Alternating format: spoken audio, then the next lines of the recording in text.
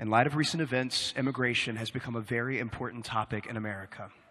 Right? It's our responsibility to foster a safe and welcoming and fair country for all peoples to live in. Right?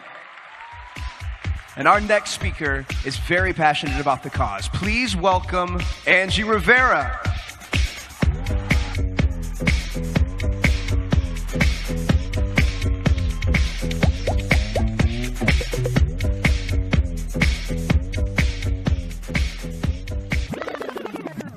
Hello, We Day! How are we doing today?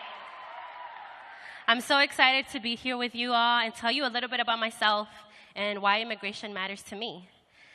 So my name is Angie Rivera, and I am Colombian. I migrated to the United States when I was little. So raise your hand if you or someone you know is an immigrant. Yes, yes. So many of us. That's so awesome. Immigrants are amazing. But it wasn't always easy, and I wasn't always so proud of being an immigrant. Actually, when my mom and I came to the United States, we were undocumented. And what that meant was that I wasn't able to do all the things my friends were doing. I couldn't get an ID, I couldn't get a license, I couldn't register to vote. And when I was a senior in high school, I found out that because of my immigration status, I couldn't qualify for financial aid to go to college. So imagine being 17, 18, dreaming about going to college and just needing some help to pay for it and being told that you can't because you're undocumented. And that's what happened to me. But I didn't believe it. I was like, no, this can't be it. I worked really hard. I got good grades. I was doing all the right things that everyone told me I should do to go to college. So I packed my report cards and my grades and my transcripts, and I went to a local college here in New York, and I was going to convince them that I deserved to go to college and that I should get financial aid, just like everybody else. And I went to the school, and as soon as I walked in the door, the first thing that they asked me for was for a social security number. Not my name, not what school I was coming from or what I needed, just my social. And I told them I was undocumented, but there was no real help for me. There was no support, and I was devastated. It was scary being undocumented, living in fear of being deported, of being separated from your family, of not being able to pursue your dreams. And that lit a fire inside of me, and it made me so angry.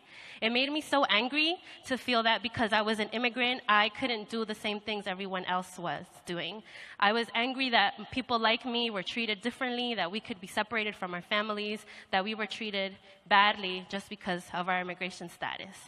So I was going to find a way to go to college. Even though I wanted to give up, I found this organization called the New York State Youth Leadership Council. And I am a co-director there at the YLC, and we are an undocumented youth-led organization. That means that our work is to empower and work with undocumented people so that we could speak up for ourselves and for our communities. Because everyone always tells us what we need. They tell us who we should be like, what we should advocate for. They call us the voiceless community, the invisible community. But we are here to challenge that and to say, you know what? It doesn't matter our immigration status. We have a voice and we have a story to share. And we also have something to contribute to this country, and we have something to say. Yes, yes. So in 2010, this group of undocumented and queer immigrants in Chicago, shout out to LGBTQ folks. Yes. Because many times our lives are not just single issued, right? They're not just one issue. Some people live at the intersections of many issues. So queer immigrants in Chicago developed the idea of coming out publicly about your immigration status, built on the coming out of the closet idea for LGBTQ people. And so here in New York, we had an action too to come out publicly and say, you know what, we're also undocumented and unafraid. That's what my shirt says. I'm undocumented, unafraid, and unapologetic. And so people, yes, yes, yes. So we started organizing, and we started organizing in the community. We started organizing in schools. We've developed this whole network of awesome undocumented and unafraid people. And we challenged the president. We challenged our elected officials. So in 2012, President Obama announced this program called Deferred Action for Childhood Arrivals. And this program was going to allow some undocumented people to be able to apply for a 2-year work permit, a social security number, and a license. And so I was going to apply too. And when I went to apply for DACA, I actually found out that I qualified for something else. I qualified for a U visa. And a U visa is for people who have survived a crime in the United States and reported it. And in my case, I was sexually abused when I was little. And this crime all of a sudden qualified me now for a U visa. And it was really weird, right, to be able to adjust your status in that kind of way. But that was my story. I qualified for a U visa, and 3 years ago, I was actually approved to have this U visa.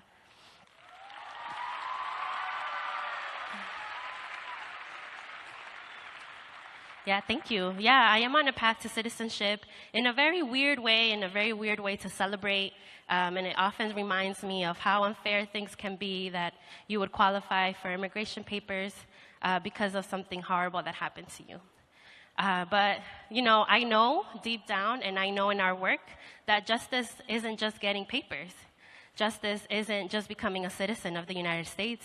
And there are so many U.S. citizens who are struggling every day against police brutality, against discrimination, against unfair wages. And so as immigrants and as people here in New York, I'm inviting all of you all to also consider organizing. Consider getting involved in your community and fighting back and pushing your elected officials and your teachers and your counselors and your principals to do better for immigrants, to make sure that your schools are safe places for immigrants, where immigration agents aren't going to your schools and threatening your students. That is our job. It is our job to make sure that immigrants, like all people, are treated fairly in this country. And so I wanted to end this with one of our favorite chants. Are y'all ready? Yes? Okay. Do we want to stand up or sit down? Stand. Yes, let's stand up. Stand up.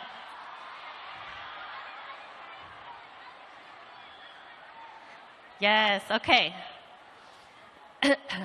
So this chant is education, not deportation.